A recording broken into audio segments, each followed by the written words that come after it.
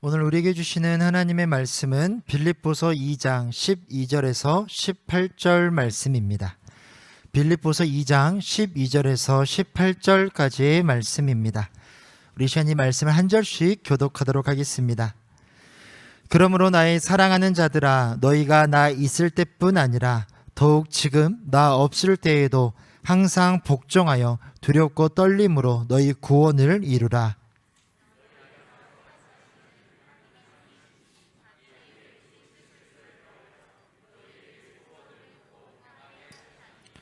모든 일을 원망과 시비가 없이 하라.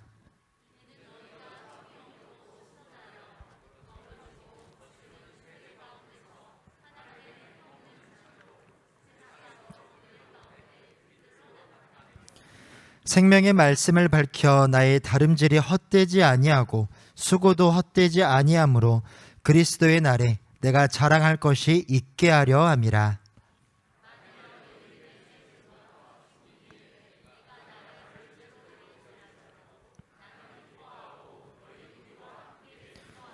18절 함께 보겠습니다.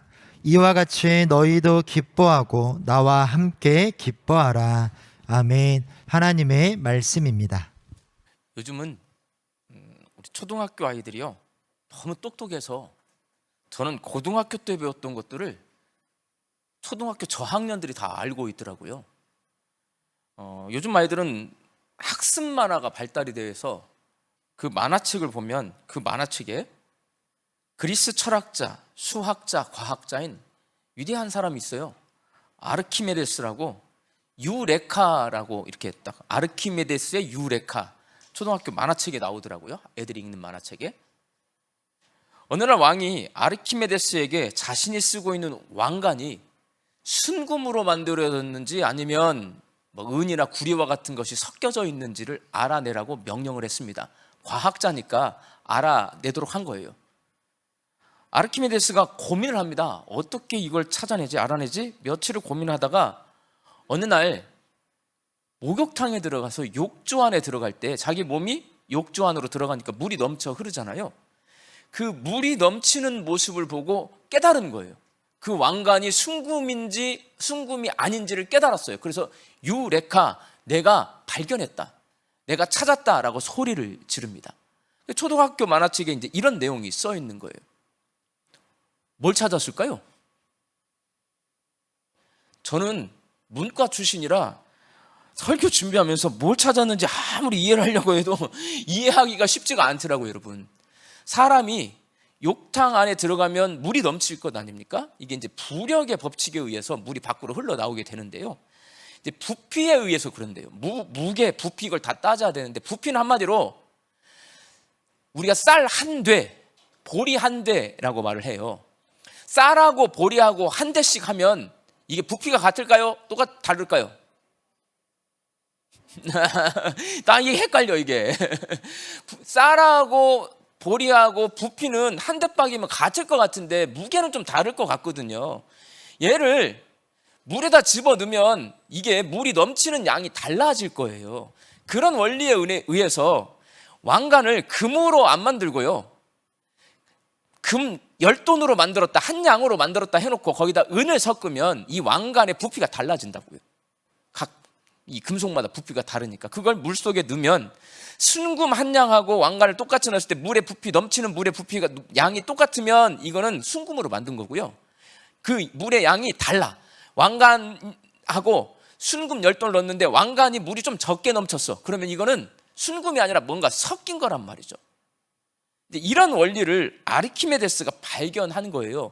솔직히 제가 말을 하면서도 이게 맞는지 어쩐지 막 정확히 모르겠어, 내가.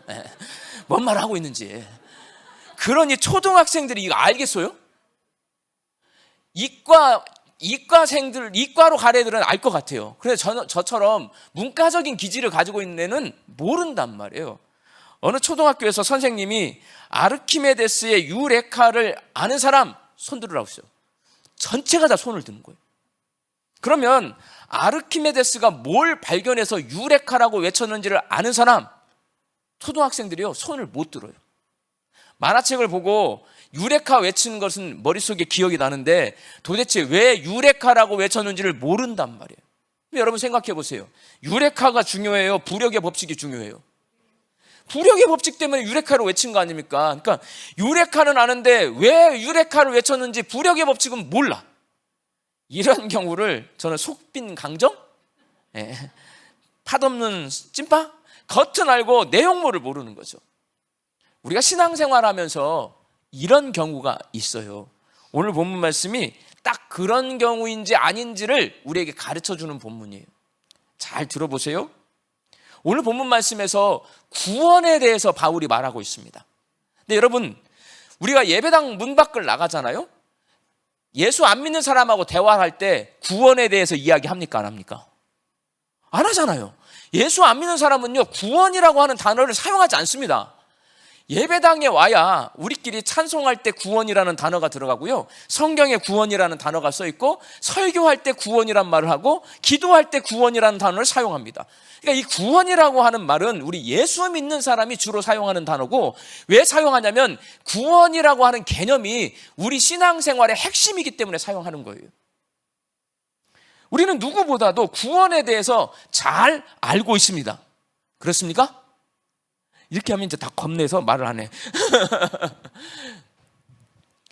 구원 받았습니까? 라고 물어보면 우리 한국 사람들은요, 내가 구원 받았지만 체면 문화가 있어가지고 구원 받았습니다 라고 대답하는 사람이 외향적인 분, 적극적인 분은 구원 받았습니다 라고 대답을 합니다. 근데 저처럼 제가 여러분들은 다 외향이라고 생각하는데 저는 심각한 내향입니다. 저는요, 정말 방 속에 혼자 있는 걸 너무나 좋아하는 사람이에요. 이런 사람은 누가 당신 구원 받았습니까? 그런 걸 왜 물어봐? 대답하기 싫어. 대답을 잘 못해요. 그래서 구원 받았습니까? 물어봅니다. 대답을 안 하잖아요. 그럼 바로 이제 물어봐요. 왜 구원 받았다고 대답을 못 하십니까? 이렇게 물어보는 사람이 뭐냐면 구원파예요. 구원파 2단. 구원파 2단들은 물어봐요. 구원 받았습니다라고 대답하잖아요. 그러면 몇 년, 몇 월, 며칠, 몇 시에 받았습니까? 라고 물어봅니다. 나 그런 게 싫어서 대답을 안 하거든요. 그냥 집에 가거든요. 대답을 안 하면 여러분, 이단들이 우리를 낚아채 가려고 해요. 그러니까 우리가 구원에 대해서 잘 알아야 되는데 아는 것 같지만 모르는 게 되게 많습니다, 여러분. 오늘 본문 말씀에서 사도 바울은 구원에 대해서 말하고 있습니다. 자, 구원, 우리가 받는 거예요? 내가 노력해서 얻어내는 거예요? 이건 잘 알잖아요. 우리가 초등학교 때, 저 주일학교 때 노래 불러요. 돈으로도 못 가요, 하나님 나라. 힘으로도 못 가요, 하나님 나라. 벼슬로도 못 가요, 하나님 나라. 맘 착해도 못 가요, 하나님 나라. 구원이라고 하는 것은 인간의 노력으로 나한테 주어지는 게 아니에요. 구원은 전적인 하나님의 은혜요 선물이에요. 그래서 구원은 내가 받는다라고 우리는 다 말을 한단 말이에요. 근데 여러분, 오늘 본문 12절 말씀을 함께 읽어보겠습니다. 시작. 그러므로 나의 사랑하는 자들아, 너희가 나 있을 때뿐 아니라 더욱 지금 나 없을 때에도 항상 복종하여 두렵고 떨림으로 너희 구원을 이루라. 받으라고 했어요? 이루라고 했어요? 이루라는 말은 내가 어떻게 해야 되는 거예요? 뭔가 노력해야 되는 거잖아. 구원은 내 노력으로 받는 거예요? 못 받는 거예요? 봐봐요, 못 받는 거잖아.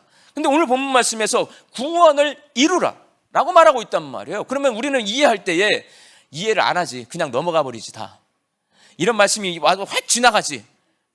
그러면 구원에 대해서 우리가 알 수가 없어요, 여러분. 우리는 구원을 받는 걸로 교육받았고 구원을 받는 걸로 이해하고 있는데, 사도 바울이 오늘 말씀 속에서 너희는 구원을 이루라라고 했을 때 구원은 내 힘으로 이룰 수 없는 건데 왜 이런 말을 할까라는 캐스천 마크, 질문을 던질 때 성경은 우리에게 답을 주는 겁니다. 그때 비로소 우리는 구원이 어떤 것인가를 정확히 이해하고 내가 구원에 대해서 전문가가 되는 거예요. 왜? 구원은 우리만 말을 하니까. 저는 생명의 삶이라고 하는 큐티 책을 가지고 그 본문에 맞춰서 설교를 해나갑니다. 한 5년이 지나야 빌립보서가 다시 여러분 앞에서 설교를 할 수 있을 것 같아요.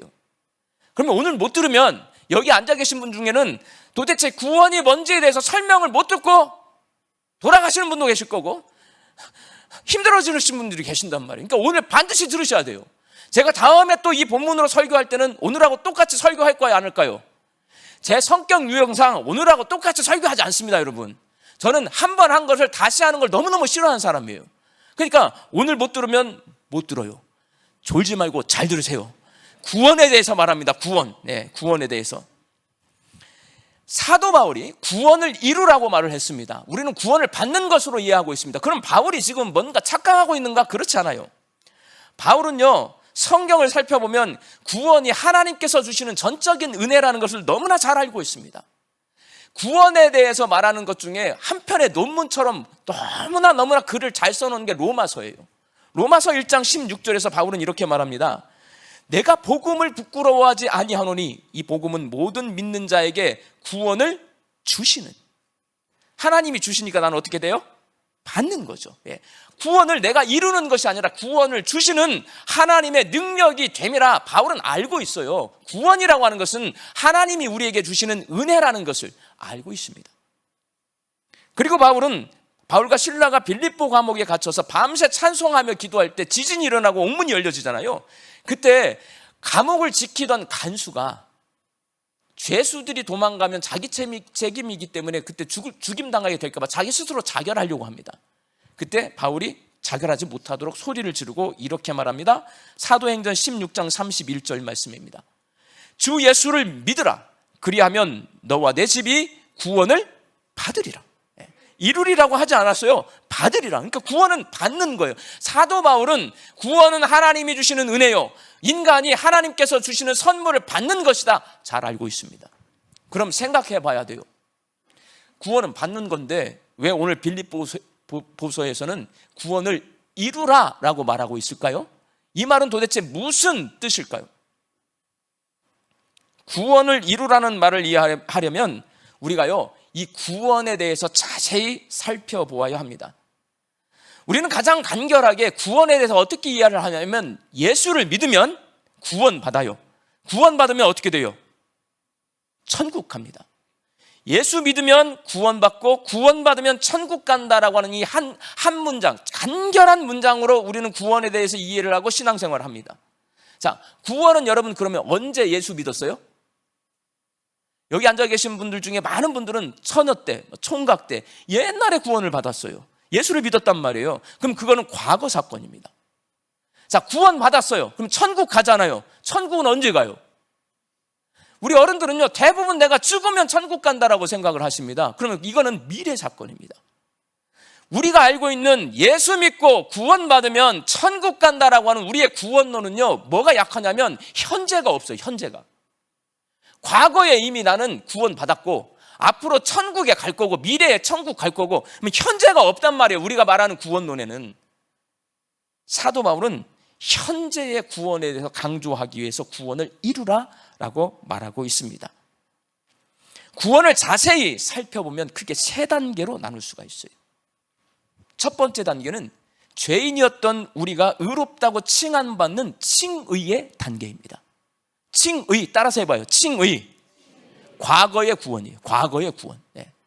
나는 언제 의롭다 칭함 받았냐면, 저는요, 저 개인적으로는 초등학교 3학년 때 친구 따라서 부흥에 참석했다가 강사 목사님이 여기에서 안수기도를 해줬는데 저한테 성령이 진짜 임했어요, 여러분. 그건 내가 어떻게 할 수가 없어. 오지 마세요 할 수도 없고 내가 와달라고 한 적도 없어요. 근데 성령이 임해서 내 입에서 방언이 터지고 하나님의 살아계심이 느껴지고 내가 죄인이라는 걸 깨달아줘서 1시간 내내 그 강단에서 엎드려서 울면서 내 죄를 회개했어요. 초등학교 3학년짜리가 죄를 지었으면 뭘 지었겠어요? 1시간 내내 내가 죄인인 걸 고백해, 하나님 앞에. 그거는 성령의 역사이니까 가능한 거예요. 저 굉장히 착하게 살았다고 말씀드렸어요. 착하게 생겼잖아요. 이렇게 생긴 사람이 무슨 죄를 지었겠어요? 근데 성령이 임하니까 내가 죄인인 걸 깨달았어요. 그러면서 내 삶이 달라지는 거잖아요, 여러분. 저는 그래서 그 초등학교 몇 년, 몇 월, 며칠인지 다 몰라. 그렇지만 그 또렷한 기억이 있고 나는 그 순간 하나님이 살아계시고 예수가 나의 구세주이심을 고백했어요. 인격적으로 하나님 만났어요. 은혜 받았어요. 성령의 충만함을 얻었어요.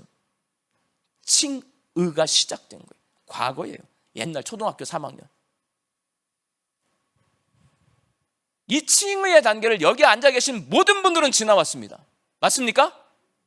이렇게 대답을 안 하시면 안 돼요. 왜냐? 우리가 구원 받았는데요, 내가 구원 받은지도 모르고 이 자리에 앉아 계시는 거는 되게 바보스러운 거예요. 여기 오려면 아침에 일어나가지고 화장하고 옷 매무새 갖추고 그 다음에 또 여기까지 와야 되잖아요. 예배당까지. 그러면 2시간 정도 걸린단 말이에요. 예배 1시간 들어요. 3시간이에요. 돌아가야 돼요. 4시간을 여기다 투자하는데 내가 구원받은지 안 받은지 모르고 여기가 그냥 앉아있다. 시간 낭비를 4시간 하시는 거예요. 여기 앉아있다는 것은 내가 구원의 확신이 있다는 겁니다. 그 구원의 확신은 어디 시점에 우리는 대부분 있냐면 옛날 과거에 내가 우리 주님 만난 기억이 있어요. 칭의. 그걸 칭의라고 해요. 쉽게 말해서.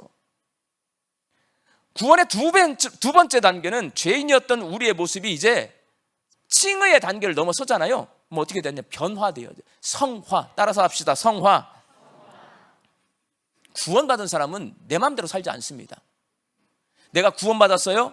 이제는 하나님의 말씀이 내 귀에 들려집니다. 예배에 참석합니다. 매주 설교를 듣습니다. 새벽기도 나옵니다. 매일 아침 하나님의 말씀을 듣습니다. 그러면 이게 다른 사람들하고 삶이 달라질 수밖에 없어요, 여러분. 세상 사람들은 아침에 일어나면요 그냥 옷 입고 직장에 갑니다. 그런데 우리 예수 믿는 사람은 아침에 일어나면 양림동의 아침 묵상 막 들어요. 그럼 들으면 뭐라고 그래요? 이렇게 살아라 저렇게 살아라 말씀하잖아요. 그 하나님의 말씀대로 내가 살려고 노력을 하다 보면 다른 사람과 다른 삶을 살까요? 똑같은 삶을 살까요? 다른 삶을 살게 되어 있어요. 이게 성화입니다. 그런데 죄악된 세상 속에 살다 보면 내가 하나님 말씀대로 순종하며 살기가 너무나 어려워요. 그래서 넘어진단 말이에요. 하나님 말씀대로 살지 못한단 말이에요. 그렇지만 그럼에도 불구하고 내가 다시 회개하고 하나님 앞에 내가 다짐하면서 하나님 말씀에 순종하며 살겠습니다. 주의 말씀을 듣고 그 말씀대로 행하며 살아가는 삶, 이게 성화의 삶이에요. 그게 오늘이에요. 지금이에요. 현재입니다. 현재의 구원. 구원의 세 번째 단계는 영화라고 해요. 영화. 죄인이었던 우리의 모습이 영광스럽게 변화되는데 언제 변화될까요? 예수님 다시 모시는 재림의 날에 변화됩니다. 묻겠어요. 자, 예수님이 재림하세요. 우리 어떻게 돼요? 이게 얼마나 우리 기독교가 맹점이 있냐면요, 성도들이 이런 걸 잘 말을 못해. 그러니까 이단이 다 채가버리는 거야. 예수님 재림해요, 안 해요? 해요. 성경에 써 있어요, 안 써 있어요? 써 있어요. 예수님이 재림한다고 성경에 써 있어요. 그럼 우리는 어떻게 돼요? 모르잖아. 잘 들어요. 예수님이 공중에 오시는 재림의 날 먼저 죽은 자들이 일어난다고 성경에 써 있어요. 그러면 자, 죽은 자들은 육신이 있어요, 없어요? 다 썩어서 없어졌어. 그러면 이 몸은 이 원래의 모습으로 일어날까요? 다른 모습으로 일어날까요? 확신이 안 가죠. 근데 여러분 논리적으로 생각해 보세요. 이 모습으로 일어나면 여러분 얼굴이 마음에 들어요, 안 들어요? 안 들잖아. 그러면 천국 가서 성형 수술해야 되잖아요. 뻔해요. 성경에 써 있어요. 부활의 몸이 있대. 부활의 몸. 부활의 몸을 입고 우리가 다시 일어나요. 그 몸은 우리가 보지 않았으니까 모르지만 여러분, 뭐 예수님이나 천사나 영적인 존재이신 거잖아요. 그런 모습으로 우리가 영광스러운 모습으로 부활해서 공중에서 재림하시는 예수님을 맞이하게 될 것이다. 이게 성경에 써 있습니다. 그게 영화예요. 영화.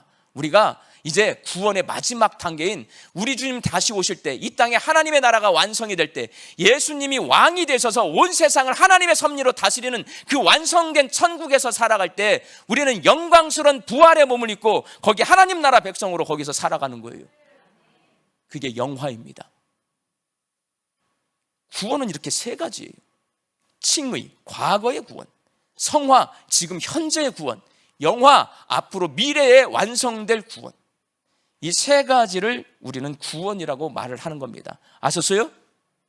구원의 세 가지 말씀해 보세요. 시작. 맞아요.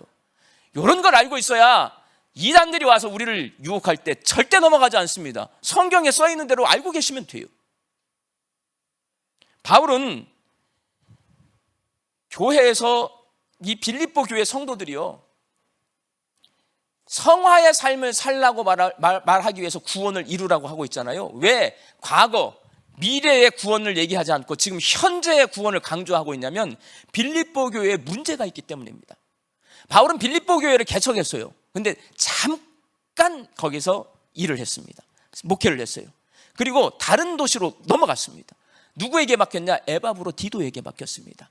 에바브로 디도가 빌립보 교회에서 목회를 하는데요, 힘든 일이 생겨가지고 교회를 놔두고 로마 감옥에 갇혀 있는 바울에게 상담받으러 왔어요. 그래서 쓴 편지가 빌립보서입니다, 여러분. 무슨 문제가 있었냐? 유오디아하고 순두계라고 하는 빌립보 교회에 대단한 기라성 같은 여성 사역자 두 사람이 있어요. 그러니까 양림교로 보면 권사님이 두 분 계신 권사님 두 분. 이 권사님 두 분이 사이가 좋아서 상담받으러 왔을까요? 싸워서 상담받으러 왔을까요? 너무나 잘 알아요. 싸웠어요. 그래서 바울은 먼저 구원받은 성도로서 성화의 삶을 살 때에, 교회 생활을 할 때, 교회에서 봉사할 때에 시비와 원망이 없이 하라. 그것이 성화의 삶이다 말하는 게 오늘 보면 14절 말씀이에요. 이렇게 써 있어요. 모든 일을 원망과 시비가 없이 하라. 유오디아와 순두계라고 하는, 쉽게 말할게요, 두 분 권사님이 처음에 빌립보 교회를 처음 섬길 때는 사이가 좋았습니다. 그런데 둘이 제 생각에는 서로 나쁜 사람들이 아니라 성격이 안 맞는 거예요. 성격이 안 맞는데 같이 일을 하면 사이가 좋아질까요? 다투게 될까요? 다투게 됩니다. 문제가 생겼어요. 너무 큰 싸움이 일어나가지고 교회가 두 쪽으로 이 권사님들 두 분을 통해서 쪼개졌어요. 머리가 아파서 에바브로 디도가 와서 상담을 받는 거예요. 어떻게 하면 좋겠습니까? 자기가 담임 목사님이 이 권사님 두 분의 싸움이 교회가 쪼개져가지고 해결이 안 돼서 로마의 감옥에 갇혀있는 바울에게 와서 상담을 받고 있어요. 바울이 말하는 거예요. 시비와 원망이 없이 하라. 쉽게 설명할게요. 저희 어머니가 순두계 권사님입니다. 저희 시골교회 진짜예요. 왕이 왕, 이쪽 왕. 라이벌이 있어요. 있습니다. 우리 어머니는 신 권사님, 라이벌은 김 권사님이에요. 진짜 있어요, 여러분. 제가 만들어낸 이야기가 아니야. 두 분이 나이도 같고요, 평생을 교회에서 이렇게 라이벌로 사시는 거예요. 두 분은 자꾸 제가 말하면 아니라고 하더라고. 근데 제 눈에 기어요. 예. 두 라이벌 권사님이 있으면 봉사를 하다가요, 어디서 제일 먼저 부딪히는 줄 아세요? 식당에서 부딪힙니다. 주방에서. 그래서 우리 어머니가 원하는 권사님이 거기 주방을 잡고 있잖아요. 그러면 저쪽에서 시금치가 오늘 왜 이렇게 짜냐 이렇게 말을 해요. 저쪽 권사님 라인에서 주방을 잡잖아요. 그러면 우리 어머니 쪽에서 뭐라고 그러냐면, 시금치만 먹고 사냐, 우리가 무슨 뽀빠이냐, 미역 무침도 좀 먹어야지, 이렇게 나와요. 저는 어렸을 때부터 그 모습을 저는 처음에는 몰랐어요. 목회에 이게 도움이 될지. 근데 목사가 되고 보니까, 주방을 들여다보니까 똑같은 문제가 있는 거야. 월요일이 되면요, 우리 어머니한테 계속 전화가 걸려옵니다. 무슨 말이냐면, 어제 먹은 밥에 대한 어떤 평가가 와요. 평가가. 월요일 오전 내내 그 이야기야. 저 어렸을 때 교회는 예배당을 전부 성도들이 청소했습니다. 그때 핵심이 뭐냐면, 이 강대상, 지금 이건 닦을 것도 없을 것 같아요. 옛날 나무 강대상은 콩기름으로 닦았습니다. 그걸 누가 닦냐를 놓고 얼마나 싸우는지 몰라요. 어떨 때는 담당이 있는데 닦아요. 근데 몰래 또 밤에 와가지고 누가 닦고 가. 기름이 떡칠이 돼. 목사님을 또 누가 더 잘 섬기냐, 얼마나 싸우는지 몰라요. 이게 싸울 일이요? 근데 교회가 싸웁니다.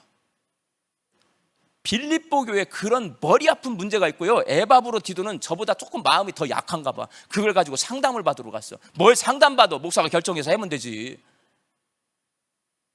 사도 바울이 말하고 있는 거예요. 시비와 원망 없이 하라. 이 말은 거꾸로 뒤집으면요, 사도 바울은 자기 말 하는 게 아니에요. 예수님은 이런 문제가 생겼을 때 어떻게 하라고 그랬어요? 유오디아와 순두계가 싸웁니다. 친구예요, 왼수예요?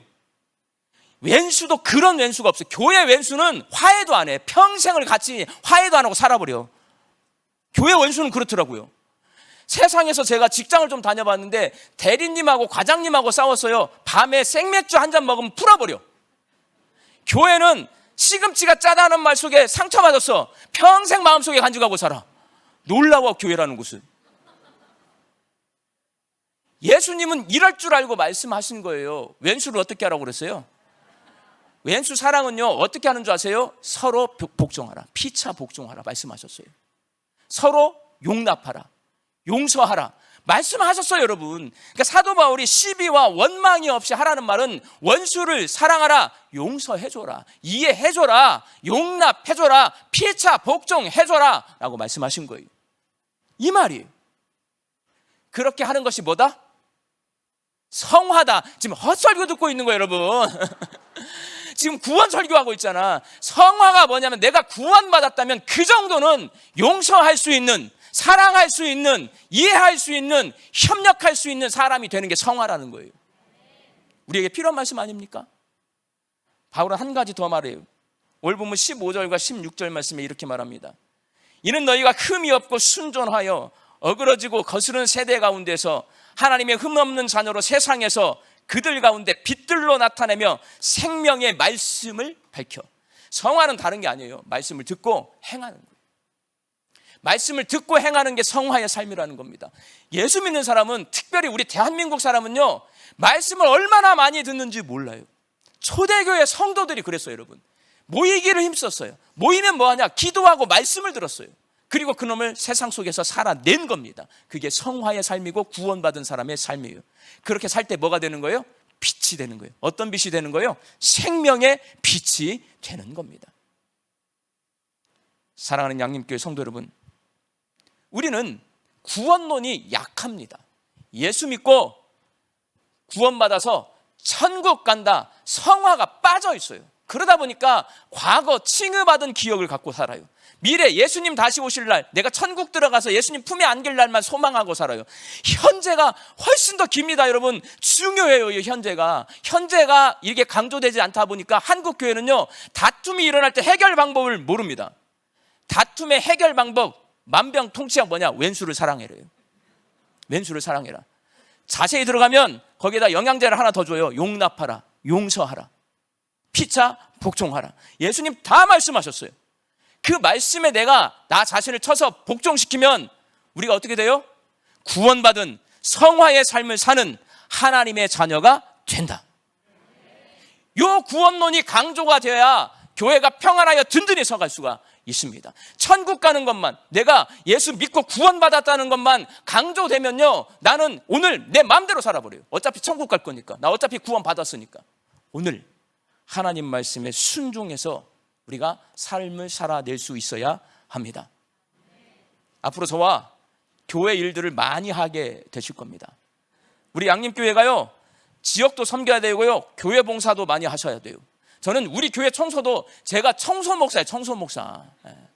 평생 청소를 하면서 사는 사람. 지금도 제 방은 제가 청소하려고 노력 많이 해요, 여러분. 청소 목사. 그럼 여러분도 목사를 닮아서 교회 닦아야 돼요, 여러분. 여러분이 와서 닦아주셔야 돼. 그런 일을 할 때 서로 또 파가 갈라져요. 왜? 성격이 달라. 이걸 앞에서부터 닦아야 될지 뒤에서부터 닦아야 될지 서로 싸우게 돼. 그때 뭐라고요? 원수를 사랑하라. 그게 구원받은 하나님 백성의 다른 모습이다. 우리 양림교회 성도들이 오늘 말씀 기억하면서 구원받은 성화의 삶을 살아서, 옛날에 내가 칭을 얻었지만 오늘 성화의 삶을 살고, 미래 내가 영화의 삶을 살기 위해 소망을 품고 이 땅에서 구원받은 하나님의 자녀로서 살아가시기를 예수님의 이름으로 축원합니다. 기도하겠습니다. 죽을 수밖에 없는 죄인인 나를 만나주시고 내 마음과 입술을 열어서 예수님이 나의 구세주이시고 나의 주님이심을 고백하게 하사 의롭다 칭함받게 하셨으니 감사합니다. 죄악된 세상 속에서 우리 주님 다시 오시는 재림의 날에 영광스러운 부활의 몸을 입고 주님과 함께 왕노릇한다는 소망을 품게 하신 것도 참 감사합니다. 주님, 내가 살아가는 동안 다시 오실 주님 앞에 설 때까지 내 주인 되신 예수님 말씀에 순종해서 모든 일을 원망과 시비 없이 행하게 하시고 어두운 세상에서 생명의 복음으로 빛나는 성화의 삶을 살게 하여 주옵소서. 예수님의 이름으로 기도하옵나이다. 아멘.